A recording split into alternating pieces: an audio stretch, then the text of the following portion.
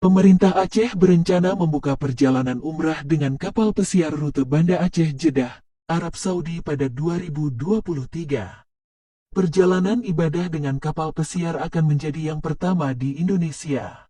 Adalah perusahaan Ican Holiday Tour dan Travel yang mencetuskan gagasan umrah dengan kapal pesiar tersebut.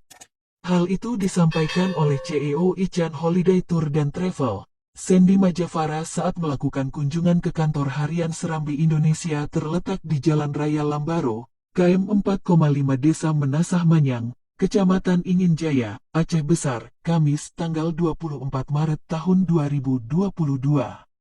Kedatangan CEO Ican Holiday bersama staf ini diterima langsung oleh manajer promosi Serambi Indonesia M. Jafar dan asisten manajer iklan, Kurniadi Hasan.